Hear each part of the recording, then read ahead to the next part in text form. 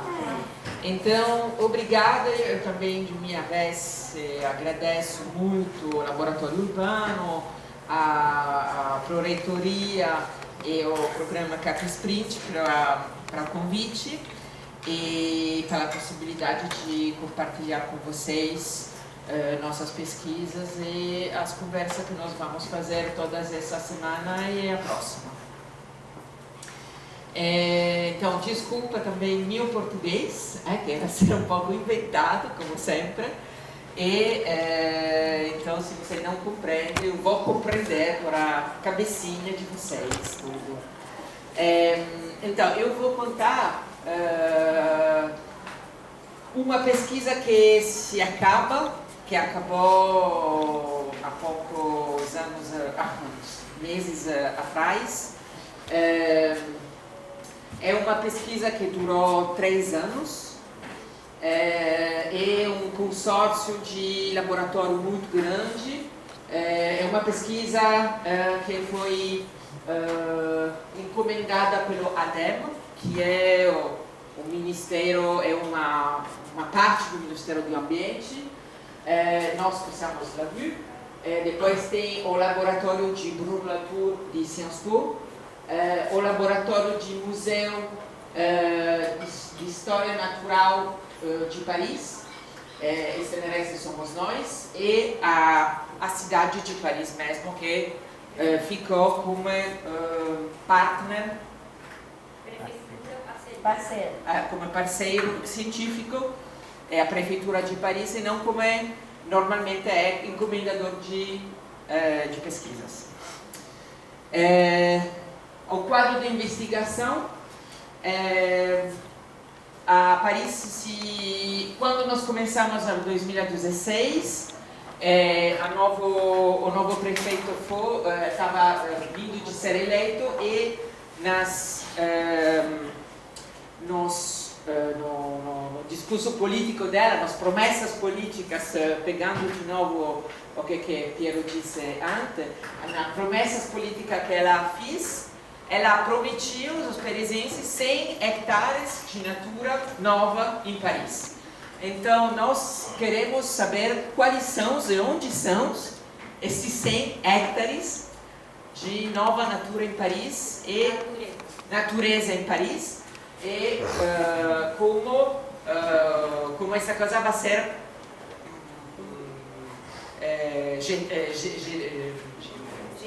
gerida. Então, neste momento teve, de um lado, a questão da natureza e do outro lado, como em toda cidade do mundo, uma segunda injunções, o que eu chamo de injunções, que era aquela das Smart City. Então, de um lado, teve uma injunção à natureza urbana que vinha de embaixo e de alto. Em alto é a questão do meio ambiente, a questão do problema de Paris, que é uma cidade com muito pouco natureza, então, com a questão do calorão estivo, por exemplo, então a gestão de como nós podemos gerir a temperatura da cidade. Então, do alto da União Europeia, mas da França também, do Estado, esta injunção a aumentar o número de hectares de natura em cidade. Mas do baixo, depois dos anos 90, uma das maneiras na qual os cidadãos se implicam na cidade não é mais, e não é só dizendo. Não pode dizer mais, porque o ano passado com o Gilets Jaunes não foi assim, tá? Mas em 2016 o Gilets Jaunes não estava. Não é só uma questão de manifestações, né? Era mais uma questão de implicação no fazer qualquer coisa na cidade. E a partir do final dos anos 90 começaram jardim compartilhados, se chama, onde, que eu não vou falar disso aqui, mas que foi a primeira forma nova de implicação de cidadãos fazendo uma ideia de resistência, mas que para mim fica uma ideia de resistência. Então, a questão da natureza era, de alto que eu disse, de baixo vamos utilizar a natureza por fazer alguma coisa, nós temos mais necessidade de ter este lugar para se implicar. A segunda injunção, sempre na mesma maneira, de alto em baixo, teve, de um lado, em alto, multinacionais, União Europeia, então público e privado, que queriam que a cidade ficasse mudasse em uma grande quantidade de dados, sendo mais, ficando mais com políticas de digitalização da qualquer coisa. Então, de alto, isso. De baixo, nós sabemos que qualquer evento que nós fazemos, porque este evento existe em papel, mas também ele existe o duplo na tela. E na tela agora fica mais importante por fazer a publicidade, por fazer saber que essa coisa existe. Então a duplicação da nossa realidade é mais importante. Então, de duas formas, nós dizemos, então, e se nós postamos juntas essas duas coisas, o que acontece? Qual tipo de natureza é produzida? Qual é a relação entre o homem, o tríptico natureza, tecnologia e cidade em construção? E que questão levanta esta relação? Então, a pesquisa começou assim. Então, o que eu vou contar para vocês é como foi o procedimento da pesquisa. Vou fazer rápido muitas coisas, mas ver como nós trabalhamos, o que ferramenta nós utilizamos, que tipo de conhecimento nós produzimos e quais são as temáticas que nós queremos utilizar. Então, por fazer isso, nós trabalhamos uma etnografia de 2 anos. No grupo, tem o grupo de Media Lab de Sciences Po, trabalhou sobre uma etnografia do Twitter, então do internet, e nós e os pesquisadores do Museu de História Natural de Paris trabalhamos na etnografia, como eles disseram, analógica, porque eles são numéricos, nós somos analógicos. Então, este esquema você vai ver mais vezes, porque cada vez eu apresento para ver onde somos. Então, o primeiro, só por explicar, as 3, em alto são as 3 etapas da pesquisa, como nós pensamos de organizar nosso trabalho de etnografia, mas também como sobre o que nós queremos organizar nosso pensamento. Então, a primeira parte foi toda uma parte onde a questão natureza, tecnologia e relação entre homem e tudo isso foi em torno à temporalidade, nós vamos ver como. Depois teve novos atores ou projetos urbanos e depois uma terceira parte que ficou sobre a questão, estamos produzindo modelo ou não, de tudo isso.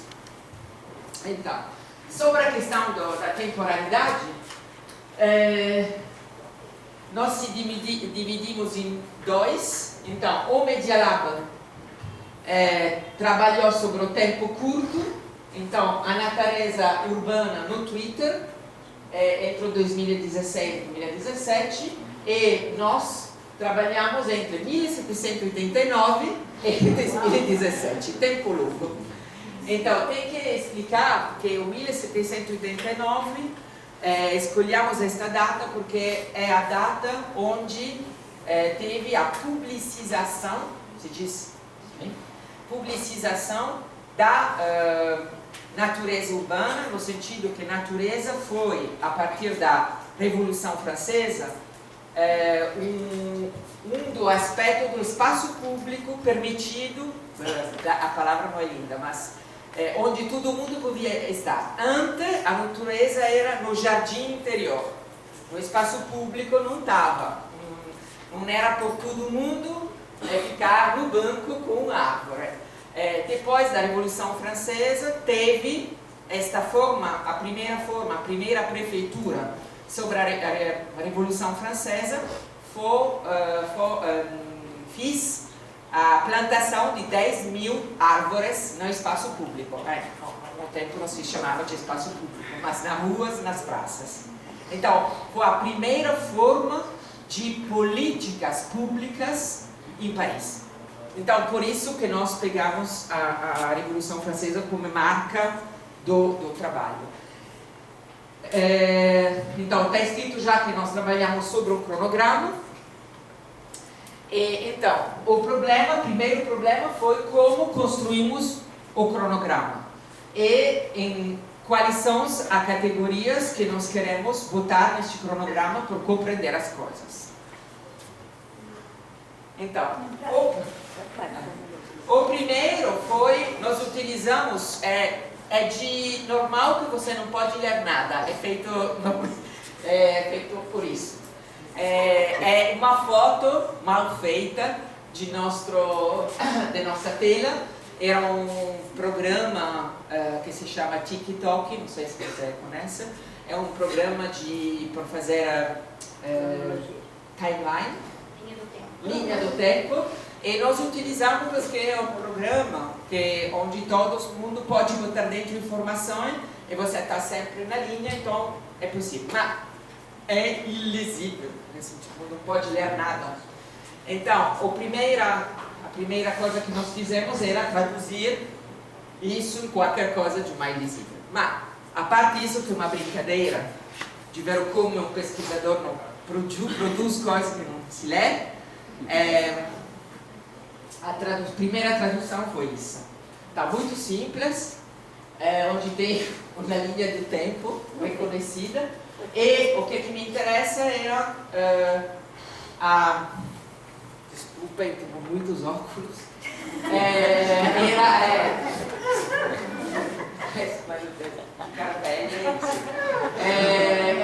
São as categorias que nós escolhemos investigar. Como trabalhamos? Então, nós não somos historiadores. Tem uma historiadora aqui, conhecida. Nós não somos historiadores, então nós não fomos nos arquivos. Então, como recuperamos esta informação? Nós somos antropólogos, então nós escolhemos estas primeiras categorias com o grupo, dizendo, vamos ver o que acontece em tudo isso, e depois escolhemos. O primeiro gesto que nós fizemos na pesquisa era escolher 20 interlocutores expertos que trabalhassem conosco sobre essa cronologia, partindo do saber deles, o que eles botavam dentro dessa cronologia. Agora, eu vou fazer um exemplo mais simples para você compreender. Então, nas 20 expertos teve, por exemplo, o chefe dos Jardins de Paris, o chefe da Estufa de Paris, o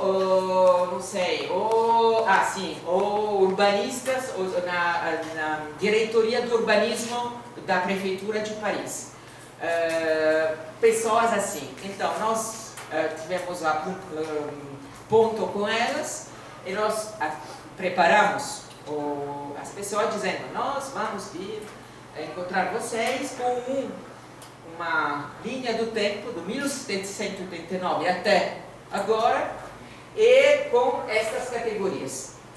Quais seriam as informações que você botaria dentro? Sobretudo, sobre a função que a pessoa estava exercendo. Então, o chefe do escritório de urbanismo da Prefeitura de Paris trabalhou muito sobre as políticas públicas e a regulamentação urbana, por exemplo. O chefe do jardim ou das estufas de Paris trabalharam muito sobre a outra. Então, nós chegamos a eles, todos fizeram um trabalho para nós. Então, todo mundo com eventos que pareciam para ele importantes. Então, a coisa que eu estou dizendo isso é que este cronograma não é exaustivo, porque depende das pessoas que nós escolhemos como os expertos. Então, especialistas. Então, o que nos interessou é compreender como, onde eles botavam interesse, o que eles queriam fazer emergir nas grandes programas. E cada uma dessas entrevistas eram de 2, 3 horas por ver como eles, os primeiros momentos eram eventinhos, um pouco escolar, mas depois são questão de histórias de ofícios, histórias de formações que interessavam mais as pessoas, no sentido que essas pessoas, me lembro de uma maravilhosa com o chefe do Jardim de Paris, que contou para nós a história da formação de jardineiros da Prefeitura de Paris, a abertura da primeira escola de jardinagem da Prefeitura de Paris, que foi logo depois a Revolução Francesa. Então, como tudo isso muda? E por quê? Porque a cidade de Paris bota a natureza no espaço público, então quem cuida dela? Então tem novos ofícios que se inventam e tem que ter, por estes novos ofícios, não só uma parte da prefeitura que se inventa, então tem novas diretorias da Prefeitura de Paris, mas também tem novas profissões, nova formações. Então, estas ligações são muito lindas de ver como o chefe do Jardim de Paris, é um jardineiro, pode contar a história dele e da sua métier, profissão. Ofício. Então, é em torno deste método que nós construímos este primeiro cronograma. Então, são os bucles, como é? Círculos em torno aos ofícios de cada um, uma história coletiva urbana e temáticas. Mas, este era o início. E nós, a partir disso, nós teríamos que compreender nosso problema, que era natureza, tecnologia, homem, então como estavam juntos. Então, a partir desses dados, que eram diacrônicos, nós trabalhamos as sincronias. No sentido, o que acontece quando tem grandes momentos importantes por 2 ou 3 categorias. Então, o que acontece? Coisa que não se pode ver neste esquema, porque é macro, mas o que acontece? Então, por isso, nós fizemos a primeira, o que nós chamamos na antropologia, a tematização deste primeiro resultado e procurar apostas. Apostas é um jeu. Apostas, um jeu.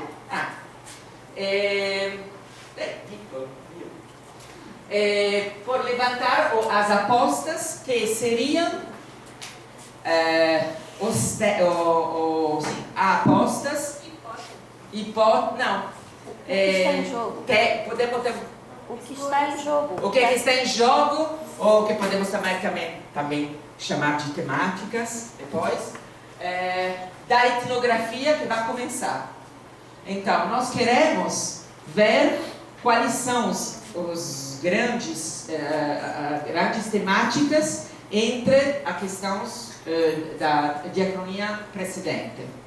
Então, vimos, tem algumas que não são interessantes, que nós vimos fazendo, por exemplo, a questão da produção, da início até o final, foi uma produção sempre do espaço com natureza. Então, não tem interesse. Então, quando é plena, é muito mais, então não é interessante. Mas tem outra que para nós ficaram super interessante, como é, por exemplo, a primeira, que é a questão do conflito e da oposição. Na história de Paris, a natureza nunca foi um lugar de conflito, de oposição, nunca foi utilizada por resistir, muito pouco, em maneira não interessante, vamos ver depois. E foi sempre um lugar pacificador. Na história de políticas públicas, a natureza foi sempre utilizada por pacificar situações. Então, tem um problema, vamos fazer um jardim. A natureza serve por calmar os espíritos rebeldes. Depois, eu não vou olhar cada uma, mas daquela que me interessa é a questão das reconversões, que é aí no meio, que é a vermelha, porque vendo a história da transformação de Paris, a partir da Revolução Francesa, a natureza foi sempre no primeiro lugar do projeto de reconversão de lugares e espaços da cidade. Por exemplo, a partir da Revolução Francesa mesmo, o jardim privado foram reconvertidos em público. Foi um dos primeiros gestos da Revolução, da pós-revolução. Depois tem, por exemplo, lugares nos anos 80 do século XX, como é que se chama? La Villette era Matador foi reconvertido em um parque. Então, em todos os projetos mais importantes da cidade, a questão da natureza era a primeira do Cahiers des Charges. Cahiers des Charges do papel. Quando você vai fazer licitação, das coisas que o projeto tem que fazer, tem uma listinha. O programa. Termo de referência. A natureza, nos grandes projetos de Paris, no termo de referência desses grandes projetos, a natureza sempre ficava no alto, nas primeiras coisas. Então, como por mostrar que as coisas estavam mudando.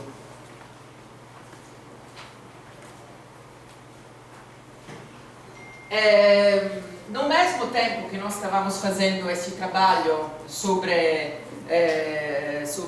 o cronograma, nós decidimos também de mapear a Paris com uma hipótese de não representar Paris construída, mas só a natureza de Paris. Então, nas cartas que você vai ver, o branco é forma urbana, construído, mas não é branco, para nós não existe na carta, no mapa. O que é apresentado é só a natureza. Ok? Então, que é de duas formas aqui. Então, só para ler. Não vamos fazer uma... Eu não vou fazer uma leitura de cada carta, mas de cada mapa. Para quem não entende a cidade de Paris, só dá uma indicação do que é. Tá. Já eu indico como ler, depois eu explico. Então, tudo que é azul é uma natureza de produção. Então, arboricultura, horticultura, grandes culturas. Ok?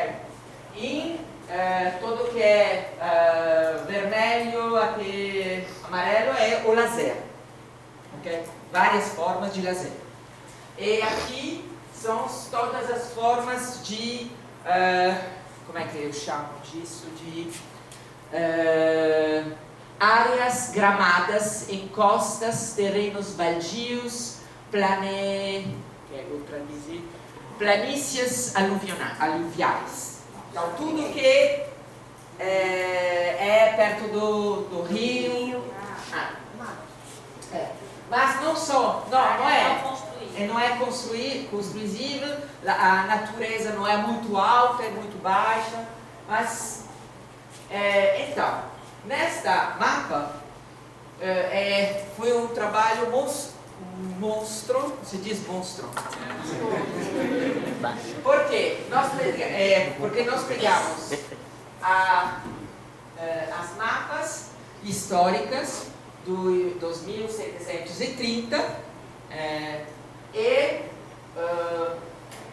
traduzimos a mapa histórica em uma nova forma, que é esta.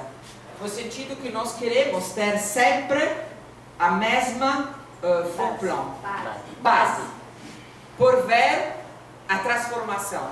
Se eu fazia isso com mapas históricos, olhos de vocês eram mais atentos a compreender a transformação da maneira de apresentar, e só depois, quando você compreende a maneira de representar, só depois poderiam fazer trabalhos de sim, aqui, aí, lá. Então, nós fazemos para vocês e como fizemos toda a tradução de mapas históricos, que, por exemplo, neste tempo, arboricultura eram desenhos de pequenos árvores. Okay? Bom, então,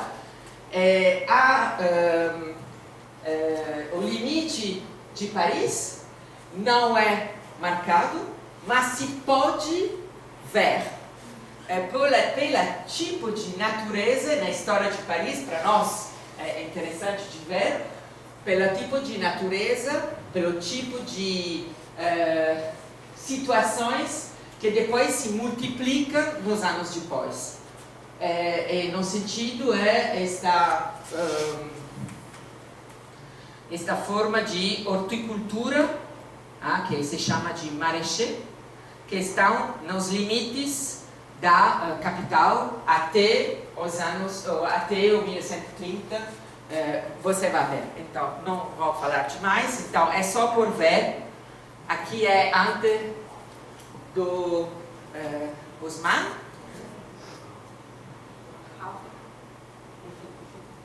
Depois Haussmann. É interessante ver que agora não fizemos nada. É só ver a escala do 1930, 80 e 2016 agora. Então, isso era ver a questão que a natureza produtiva não é mais no nosso território de referência, e que tudo é lazer. Só uma questão de lazer.